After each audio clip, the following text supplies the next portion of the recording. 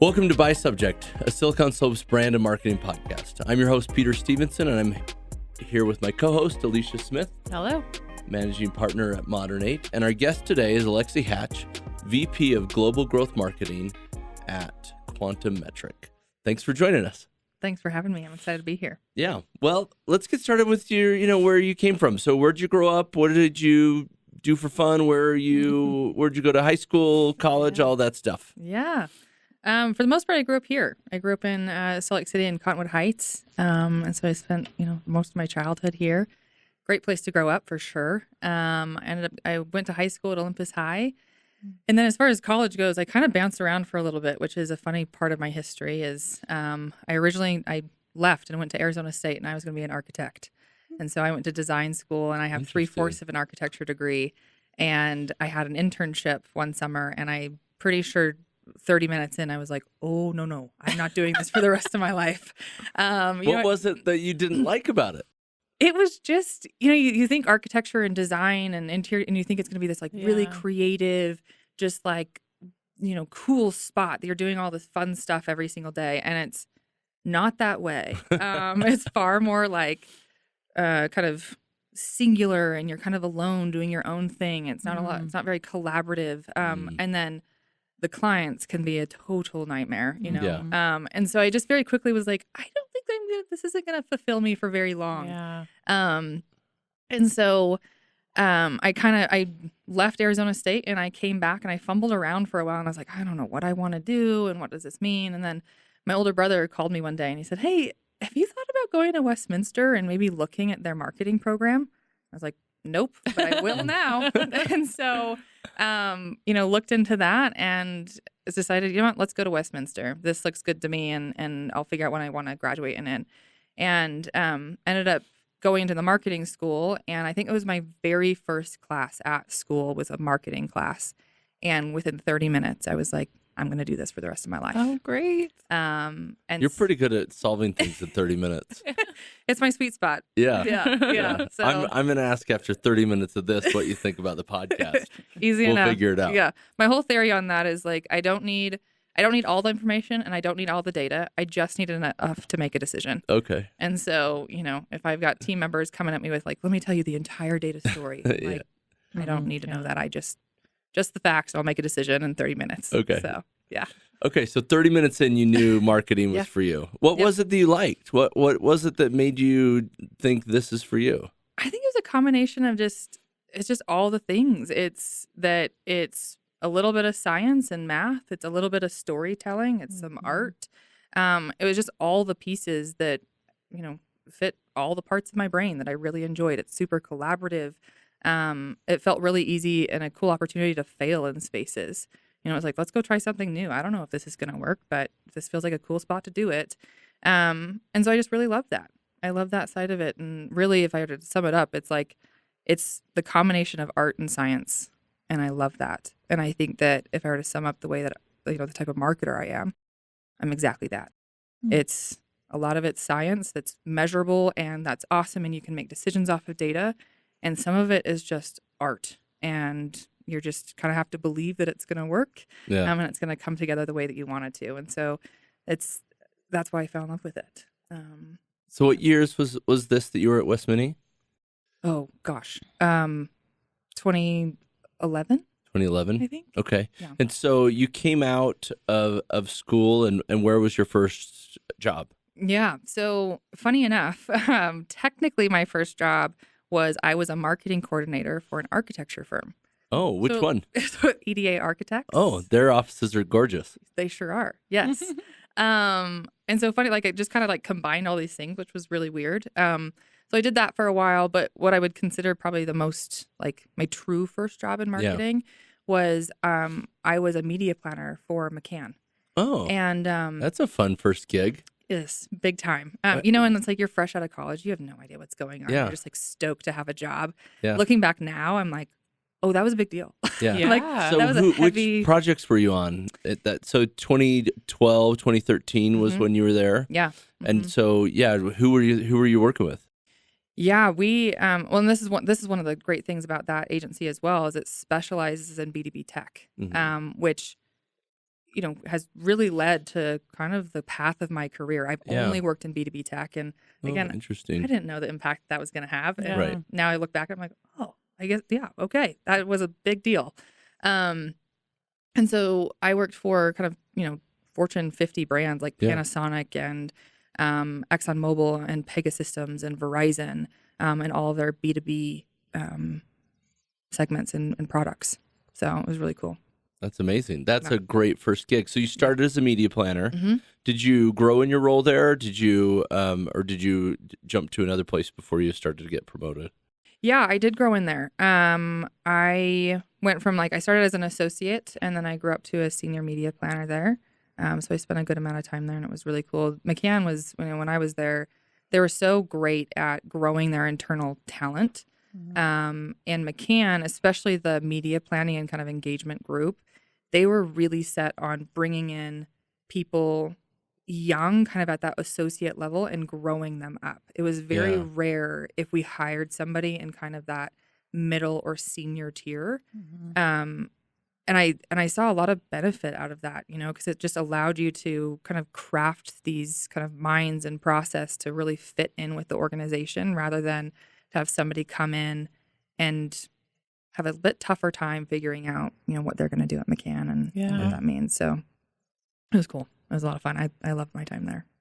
And so what did you learn, what from marketing? And you're our first media planner to come into the podcast, but I'm curious from your perspective, what starting as a media planner has helped inform your marketing prowess now? Yeah.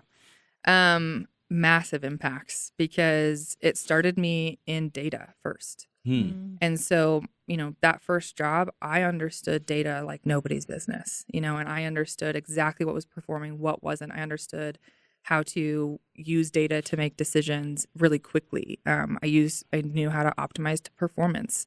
And so because of that foundation, that's carried through every single job that I have, and that had a huge impact to be a performance-driven marketer, right? So that was a huge impact. I think I really learned how to work with creative teams, which is Interesting. such an important part of being a marketer. Yeah. Especially if you're in the digital space or the marketing operations space, you have to understand how creatives work and how Yeah. they think and how you partner with them. And you have to understand what your responsibility is in that work. I Right. tell my team all the time is hey, if you don't like what the creative team gave you back, that's your fault. It's Right. because you didn't brief them incorrectly. So I really learned how to work with the creative team, and that partnership is just so key to my success over the years. So I learned that a lot at McCann. I love that. That's super interesting. I often don't think about media planners as being, really involved in the data, but now that I think about it, that sounds absolutely Or accurate. in the creative too. I Or in think. the creative. Yeah. Yeah.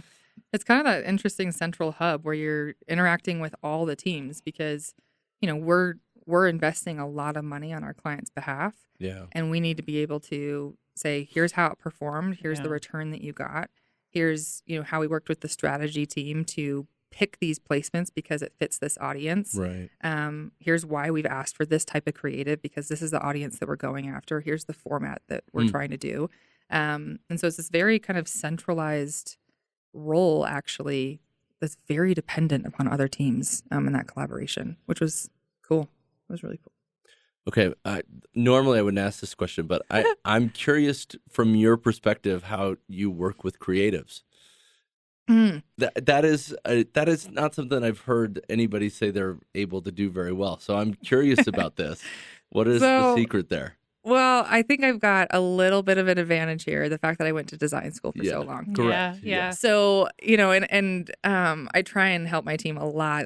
People come to me quite a bit of hey, how do I communicate this to the creative team in the best way possible Yeah. for them, right? And my biggest recommendation is you got to allow them the opportunity to think and to create on their own. They don't want creative direction from you.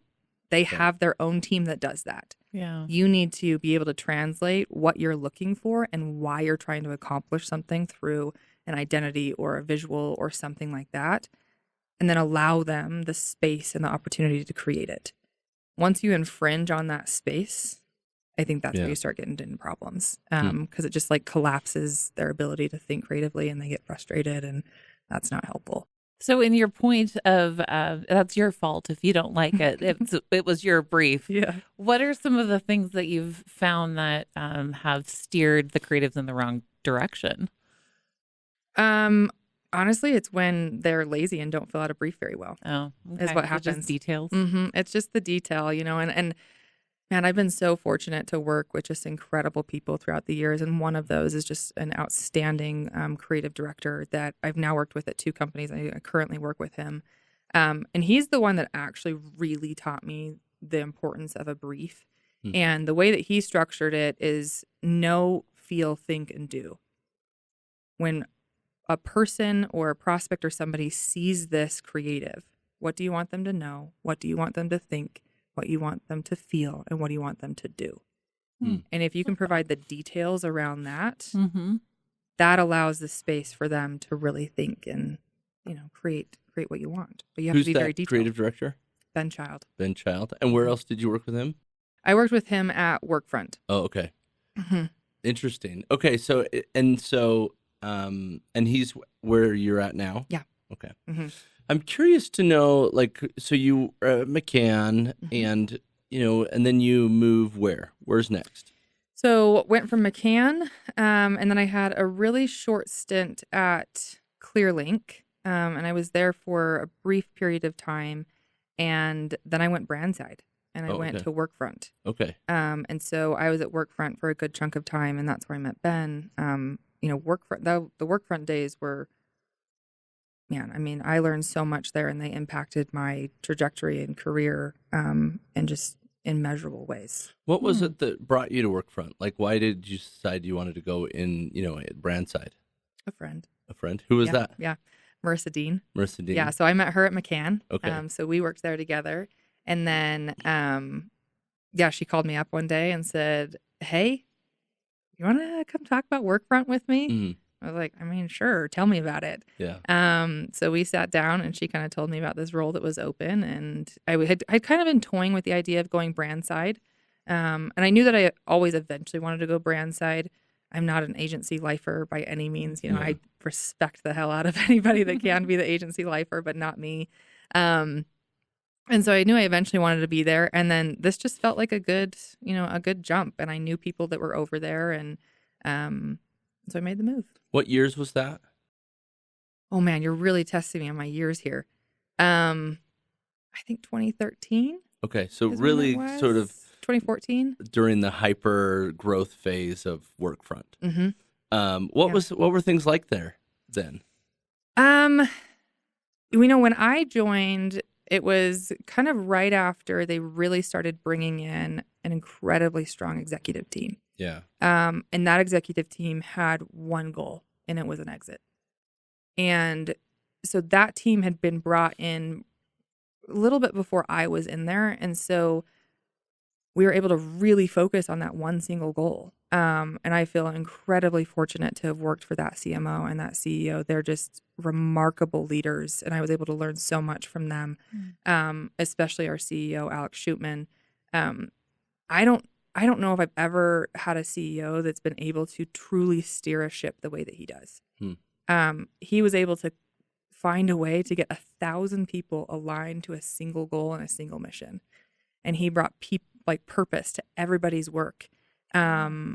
He was just a really excellent leader. And he taught me the importance of goals and how to set them. And, I had an opportunity, a little bit on the back half of my time at Workfront, where he was leading a project. He wanted to lead a project about the future of B2B marketing and sales. And his whole theory was the first company to unlock what the future of B2B marketing is the company that will win.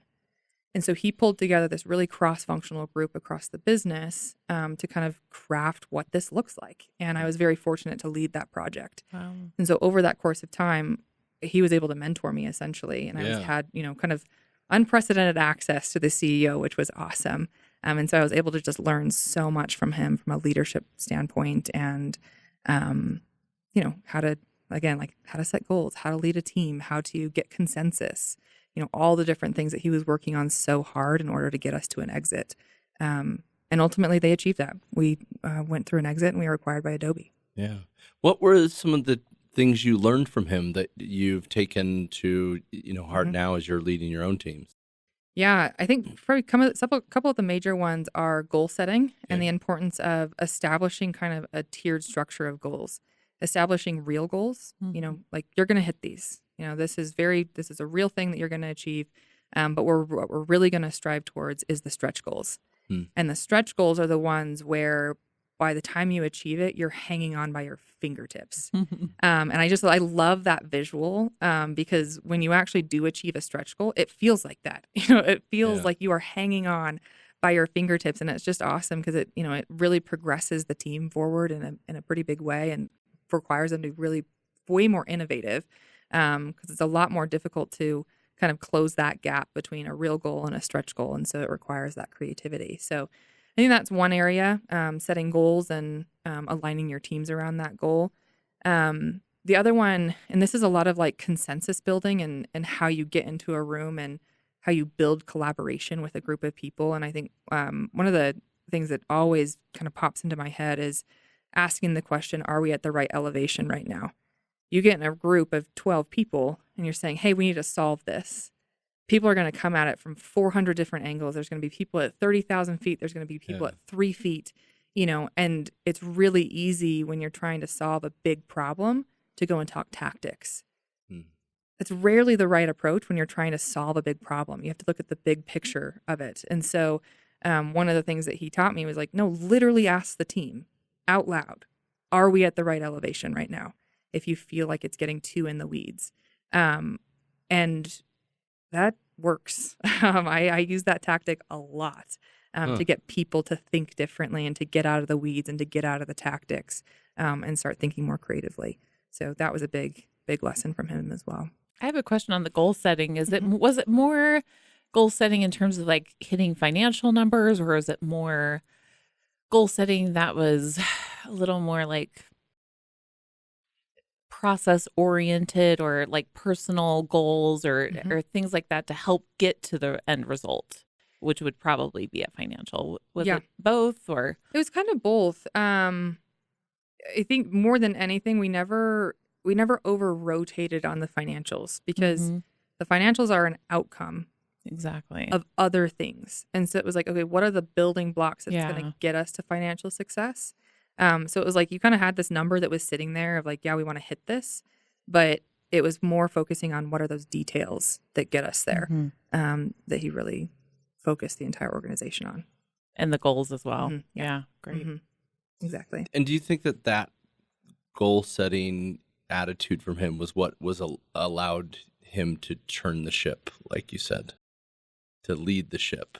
I think so. Yeah. Yeah, I think so. Because I think it's one of the pieces for sure. Yeah. Because, going through an exit, that's a big goal, right? That is a task, right? Yep. And so it was really getting those building blocks in place and making the right decisions at the right time and understanding, one of the other things that I love what he would say was sometimes we have to slow down so we can speed up. Yeah. And he was always willing to slow the ship down so we could get process in place, so we can get teams in place, so we can get priorities in place. Because once those things are in place, you can really just soar. Yeah. And so I think focusing on that too was excellent. He had a way of, getting us on the path to that big, huge goal. Interesting. And so what was your role at Adobe in the marketing field? So at Adobe, Workfront, Adobe Workfront. Yep. Yeah. So at Workfront, now it's Adobe Workfront. I originally came in digital marketing. Okay. And, they were kind of in this very transitionary period for marketing where they used to have very siloed channels. They didn't have a campaign strategy. And this is what our CMO really came in and pushed for, was her whole approach was, nope, we're going to do integrated campaigns. We need to say consistent messaging and push consistency into the market to really capture performance. And so she built out an entire integrated marketing strategy, which required the digital team to reinvent itself. because it used to be very siloed where every channel kind of had their own goal. Messaging across channels was all over the place. There wasn't consistency there. And so it was a matter of pulling it all together. And so I came in kind of mature that, to introduce some more channels in place and then to really help support the integrated marketing team. And then about halfway through my time at Workfront, I had an interesting conversation with a coworker where I was like, I don't know if digital marketing is going to get me to where I want to go. Yeah. And he was very blunt with me, and I appreciate how blunt he was. And he said, "You're right, it's not." He said, "If you stay in digital marketing, the furthest that I can see you is going to a VP of marketing." And I was like, okay, so let's go figure out what else to do. Yeah. And so had this moment where I was like, well, what are the paths that I could take? And the two areas that I really could excel in was marketing operations and kind of the data side and the operations side. Or I could go and get closer to go to market. And so I kind of toyed around with that a little bit to see like, what side did I want to go on? And a role opened up on the integrated marketing team. And so I made the decision, let's go to market. I wanted to get closer to the core of the business, which was the product in my mind. And so I went there. And so I did that. And so during my time in that role, it was awesome because I led kind of our largest buying center campaign, which was for marketing. So it was like marketing to marketers, which is a really fun kind of meta thing to do, which was a good time. And then a part of that was the Adobe partnership. And so, one day I will never forget this. One day in my inbox, there was an email from my boss that said, "Hey, I now need you to lead the Adobe partnership for marketing." And I was like, I don't know what that means. I was like, what do I do? Yeah. And I just kind of dove in with all in, and I said, okay, well, let's go figure this out. And so figured out what that partnership looked like, had great people internally that I partnered with as well, to understand what that means to have a partnership, and what partners mean to scaling an organization, right? I mean, they're so critical in that scaling process. Right. And then lucky me, I mean, I got a front row seat to that acquisition, which was just incredible and really, really cool. And so were you there through the acquisition? And so what came next? Yeah, so went over to Adobe and hung out there for a minute, and kind of really toyed around with the idea of like, okay, like, do I do the big enterprise thing, and do I hang out at Adobe and kind of hang out at this marketing mothership and see what this is like, or do I go and do something else? And so I was at Adobe for about 6 or so months, and I was like, yeah, you know what? Let's go do something else. I'm not sure if I'm quite ready for the big enterprise ship yet. Yeah. One day I'll probably end up somewhere in there in my career. But for now, I'm like, let's go do something kind of a little more scrappy. So went over to a company called Integrate. And I was actually a customer of theirs. So that was kind of cool to get pulled over there and suddenly like marketing a product that I really believed in. And so I was brought over there for the director of demand marketing. Okay.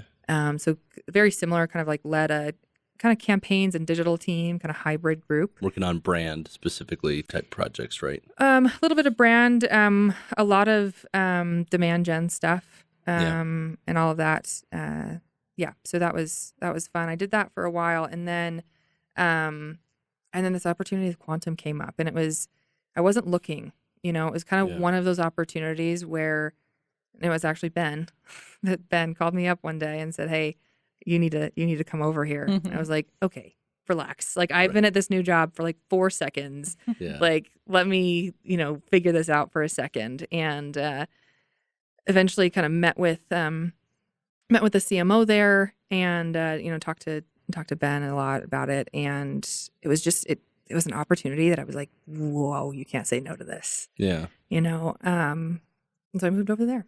So tell us about that company. I'm not familiar with them at all. So you said it's B2B tech. So tell us a little bit about what the product is, what you're selling, and yeah. So Quantum is an experience analytics platform. So we're an experience analytics platform. So what that means is that we're going to go beyond the traditional, web analytics where, sure, we can give you kind of the pulse of your site and give you the overall health of what's going on. But we go beyond that and we quantify those friction points that's going on for the experience. And so, your analytics tool might tell you, hey, your site is loading really slowly, and your product Sure. teams might think, ugh, that's what's causing all the problems with our site and why it's not converting well. So we're going to go focus on site speed. Whereas what Quantum is doing, they're looking at all the other pieces and saying, actually, you have a long running spinner that's costing you $1 million a day. You should go focus on that Right. first. Fix that, then Okay. you can address the site speed thing. Sure. So we just go a lot deeper into the why is your site or your product or something, your kind of digital tool, why is it performing this way? What are the friction points that it's causing your customers? And then how do you prioritize how to fix it or how to create a better experience? And are you selling directly to companies, or are you partnering with marketing agencies who do CRO? We partner, we sell directly to businesses. Okay. Mhm. And what kind? All sizes, small to enterprise, or? Big enterprise. That's our kind of sweet spot is the big ones. Really we need the websites we're talking, kind of like 100 million sessions a year. They need to be really big. And that's where our sweet spot and ROI comes in. Amazing. And so you're in charge of global growth. Yes. So what Yeah. does that mean? Yeah. So what that means is that I have kind of 3 major functions underneath me. So I have integrated campaigns, Okay. I have digital marketing, and I have marketing operations and analytics. Okay. So I really hold the overall campaign strategy, but then kind of our entire digital ecosystem as well, and I lead that team. And so it sounds like there's not a tremendous amount of companies who can hire you. So tell me about, like what what you're doing, what is working in this B2B space in a pretty large enterprise space for you. Yeah, I'm a big believer in campaigns and integrated campaigns and Okay. that consistency and being very thoughtful about the programs and the campaigns that you're pushing out into market. I think a lot of companies they'll run campaigns and it will run for a 6-week stint or a 3-month stint. And they'll say, campaign, whereas I look at it and I'm like, no, a campaign is actually always on. You should always be running campaigns and programs, and you're just optimizing messaging throughout. You're just optimizing channels. Because that's where I see things really start to fail if things get pulled out of market or if things stop. Especially in a B2B enterprise space, Yeah. that is a big contract value, a lot of stakeholders, and a really long sales cycle. Right. Right. So if you have a campaign running for 3 months, but your sales cycle is probably, could be 18. Yeah. I'm not quite sure what that 3-month campaign is doing. Right. So I think it's that consistency that I see the greatest performance out of. But that's also very hard to prove because how do you tie ROI to consistency? And so one of my big things right now is I talk about, one metric doesn't matter, but all the metrics together do. I can't just look at conversion rate and say success. Right. Yeah. We need to look at conversion rate plus ROI plus how things are performing on a channel by channel basis. How are we pulling all that analysis together into one consistent story to say that it's working? So, yeah.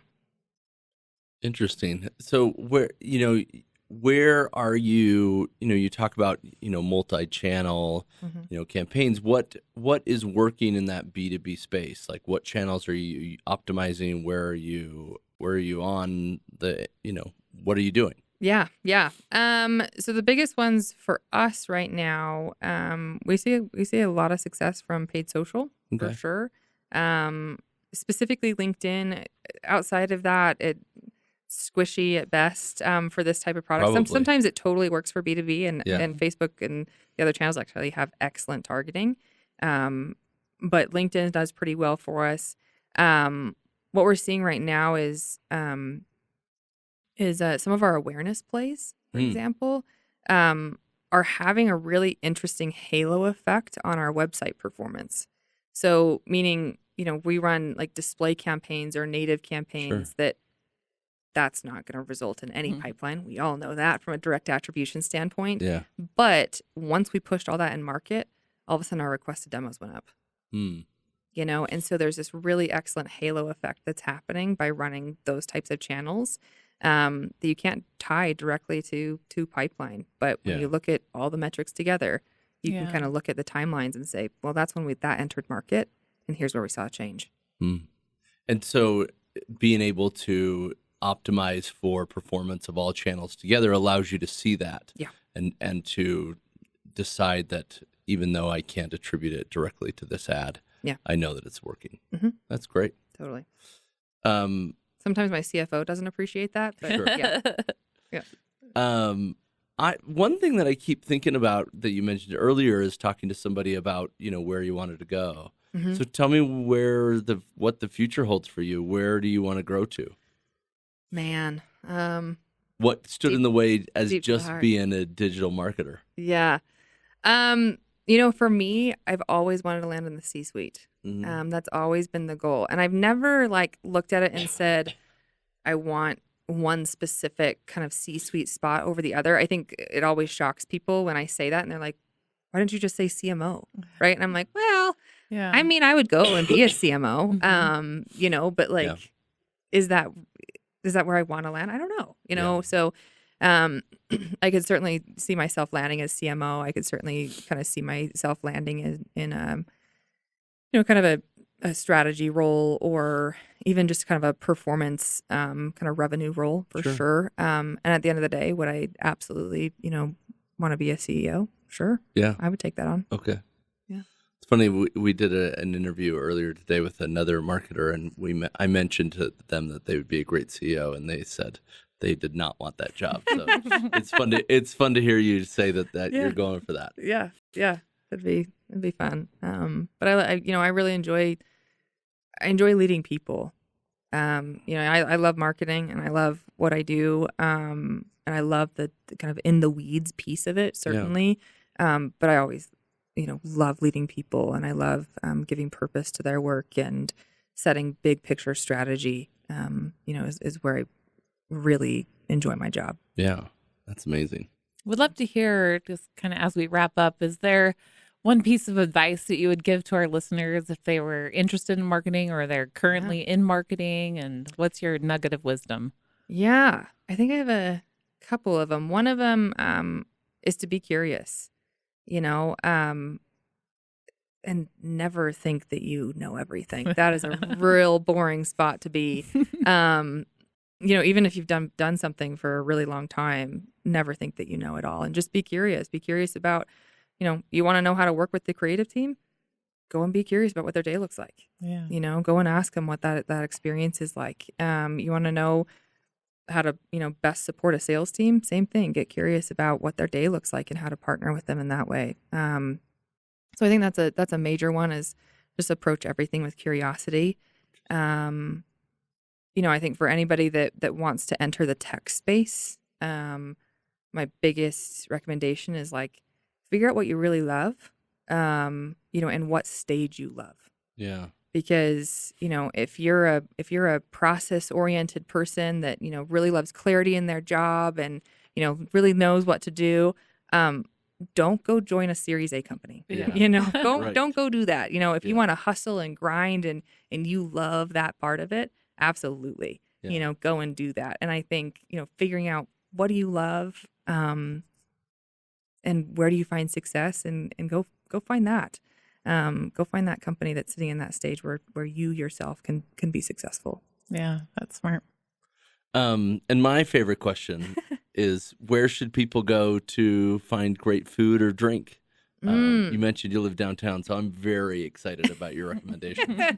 Yes. Man, so lucky living downtown because there's so many good things. I would say if you're looking for an excellent latte or an excellent little caffeine boost, Three Pines, Oh, always a serving winner. Heart Roasters from Portland. It's Indeed. an amazing little spot. So good, and it's just the sweetest little place there on Main Street. My favorite barista in the city is there, Ah. Joe. See, He's they're the so best. good. They're He's the so best. good. Yeah, I love them. From a bar standpoint, I love a good Bar X. I think Oh. that's always a good time. We were just talking about Brex. Just Yeah, I was 2 wondering nights if ago. anybody still goes there, but think it's so. still Yeah. still great. Yeah. It's Okay. a good spot. And then I love a good microbrew too. So go to Fisher's. Okay. You can't beat that patio. Take your dog back there, have a good beer Yeah. on a summer day. Oh, that's I'm more of a Life is TF good. Brewing. TF Yeah. also Yeah. excellent. Okay. Yes, yes. I think anything on that row yeah. is really excellent. Yeah. Yeah. Okay. And So- food. How about your favorite? Food. Yeah, all I do is drink coffee and beer. Food. I really love. I mean, if you're looking for a real great meal, you can't go wrong with Walters. Okay. Always love that place. All right. R.I.P. Yeah, I know. Yeah, I love him. In a funny kind of like little spot is Siegfried's. Oh, really? Love a good Mm. German deli. That was across the street from our office. Yeah. It's been a while since I've been to Siegfried's. How's it doing? They're great. Is it still going strong? Yeah, they're great. Have excellent pretzels that I will just Yeah. absolutely devour. Good. Got a Um, half chicken there last time. I was so there, good. and it was great. yeah, I was like, I need to eat more of this. And then you can roll over to Three Pines for that exactly. caffeine boost to Yes. get you over that Yeah. that tryptophan. Yeah, exactly. So yeah, good spots down there. Oh, Good. thank you so much for joining us. This has Yeah. been really great. Yeah. And we'll see you on the internet. Sounds good. Thanks for having me. Thank It was you. great. Bye-bye. By Subjects is a production of Modern 8 Agency in Silicon Slopes. Executive producers are Alicia Smith and Peter Stevenson. Editor and producer is Dave Meekum. Video production by Connor Mitchell. Development production by Eric Dahl. Production management by Shelby Sandlin. Original music composed by Josh Johnson. Website designed by Modern 8. Please make sure to follow and share the show with your friends and your enemies. Thanks for joining us.